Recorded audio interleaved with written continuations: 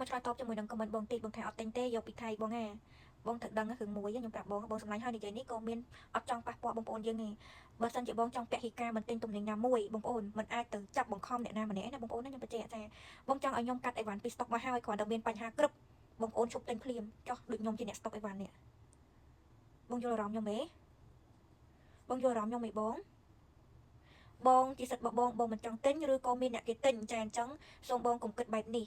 ខ្ញុំខ្មែរខ្ញុំបានទិញទំនិញមក stock បងចង់ឲ្យទាំងអស់គ្នាឈប់ទិញទាំងអស់មែនបងអាចទៅបង្ខំគេបានទេបងចានៅបងណោះចាអញ្ចឹងសូមបងយល់ពីខ្ញុំជាអ្នក stock ទំនិញឲ្យខ្ញុំបងយកខ្ញុំជាអ្នក stock ខ្ញុំយកទំនិញទាំងអស់ទៅបោះចោលត្រូវអត់បងចង់ឲ្យខ្ញុំយកទៅបោះចោលទាំងអស់មែនបងចង់ឲ្យខ្ញុំតែកាត់មកហើយនេះមិនកាត់នៅពេលមានបញ្ហាណាបងមុននឹងគេមានបញ្ហាទៅទៀតចាអញ្ចឹងសូមបងដែល comment ទាំង like ដែលគាត់និយាយថារបស់ថៃអត់ត្រូវទិញទេអានេះជាសិទ្ធិរបស់បងប្អូនទេប៉ុន្តែខ្ញុំមិនអាចយកទំនិញរាប់ពាន់ដុល្លារយកទៅបោះចោលបានទេបងប្អូនតែអញ្ចឹងសូមបងយល់ថាឥឡូវនេះខ្ញុំមិនបាននាំចូលទំនិញថៃមកទៀតបានដែរចាខ្ញុំបានយកទំនិញនេះចូលមកទៀតទេប៉ុន្តែខ្ញុំលក់អ្វីដែលខ្ញុំកំពុងតែនៅ stock បងចង់ឲ្យខ្ញុំយកទៅបោះចោលមែនសូមបងយល់ពីកន្លែងនេះណាបងណាបងទិញឬក៏បងមិនចង់ទិញជាសិទ្ធិរបស់បងប៉ុន្តែរឿងខ្ញុំមួយឲ្យខ្ញុំយកទំនិញទាំងអស់ដែលទិញមកពីថៃទាំងអស់ខ្ញុំបោះចោលអត់ត្រូវបងវាអត់ត្រឹមត្រូវណាពេលខ្លះឃើញបងប្អូនខ្ញុំអត់អាចខ្ញុំអត់តបតទេបងប្អូន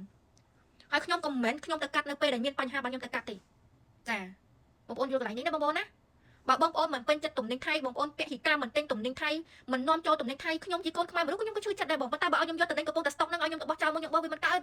វាលុយទៅពាក់ទៅនាទីបងយល់អារម្មណ៍ខ្ញុំទេមានបងប្អូន comment ច្រើនពេកខ្ញុំអត់ដែរលើកយកមកនិយាយណាបងប្អូនបងមិនពេញចិត្តបងមិនចូលចិត្តទំនិញថៃបងឈប់ទិញប្រើទៅចប់ប៉ុន្តែបងត្រូវដឹងថាបងមិនអាចទៅគំរាមកំហែងបុគ្គលណាម្នាក់ឲ្យឈប់ទិញទំនិញតាមបោកបានទេបងយល់អត់ណាសូមមេត្តាឈប់ comment ថាអូឈប់ទិញរបស់ថៃខ្ញុំមិនបាននាំចូលមកទៀតណាខ្ញុំបាននាំចូលមកទៀតទេប៉ុន្តែវានៅសល់ stock អ្នកណាជួយចាញ់ខាតខ្ញុំបងមិនពេញចិត្តបងមិនទិញជារឿងរបស់ប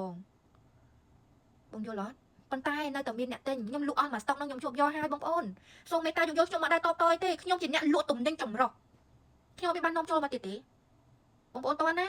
សូមបងប្អូនឈប់ comment ទៅបងមិនពេញចិត្តបងអស់ចេញឬក៏បងប្អូនបាច់ comment អីទេអ្នកណាដែលគាត់ទិញក៏គាត់ទិញទៅបើបងមិនឲ្យគេទិញអីវ៉ាន់ខ្ញុំសល់ stock រាប់ពាន់ដុល្លារទេអ្នកណាគេជួយដោះធនាគារខ្ញុំជួយក្បាលនេះមែនតាបងយល់តែអារម្មណ៍ខ្លួនឯងបងអត់មានគិតពីអ្នកដទៃឈប់ comment បែបនេះទៀតទៅបងចាខ្ញុំអត់មានបាននាំចូលនៅពេលប្រទេសកំពុងតែចរាច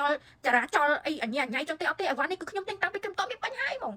ហើយបងចង់ឲ្យខ្ញុំឈប់ផុសបងចង់ឲ្យខ្ញុំឈប់លក់បងចង់ឲ្យខ្ញុំបងចេញលុយសងខ្ញុំអូខេខ្ញុំនឹងយកបោះចោលបងឲ្យលុយខ្ញុំមកខ្ញុំយកតំណែងទៅបោះចោលទាំងអូខេខ្ញុំយល់ដល់បងប្អូនមិនចូលចិត្តមិនស្រឡាញ់ប៉ុន្តែវាភ្លាមពេកទេបងយល់ទេបើភ្លាមពេកបើសិនជាបងជាអ្នកចា stock អីវ៉ាន់ដូចខ្ញុំរាប់សិបម៉ឺនដុល្លារបានបងដឹងថាវាយ៉ាងម៉េចអីទៅបោះចោលយ៉ាងម៉េចបងឲ្យខ្ញុំលក់អស់ទៅបងអើយចាអ្នកណាមិនពេញចិត្តគេមិនទិញក៏ឲ្យទៅហើយអ្នកណាគាត់ថាគាត់អូប្រើត្រូវដែរមិនតំណែងនៅវិធូដែរទេទិញប្រើសិនទៅវាអស់ចាំកុំខ្វល់ទៀតបងប្អូនយល់ខ្ញុំមិនដែរតបបងប្អូនណាទេប៉ុន្តែខ្ញុំពេលខ្លះឃើញខមមិននឹងច្រើនពេកខ្ញុំចង់ឆ្លើយប្រាប់បងឯងចឹងបងចេញលុយឲ្យខ្ញុំតម្លៃទាំងអស់អីវ៉ាន់ថៃប្រមាណបងឲ្យខ្ញុំមកខ្ញុំយកទៅបោះចោលបងមិនខ្ញុំចូលចិត្តគេទេមានរឿងប៉ុណ្ណឹងខ្ញុំមិនចូលចិត្តគេទេវាដូចតែគ្នាហ្នឹងតែអ្នកណាគេជួយចង់សងធនាគារខ្ញុំអូខេជប់ឆ្លើយខ្ញុំនិយាយមកខ្ញុំមិនដែរមានបញ្ហានៅចង់និយាយចឹងនៅក្នុងប្រព័ន្ធការងាររកស៊ីខ្ញុំទេអូខេហត់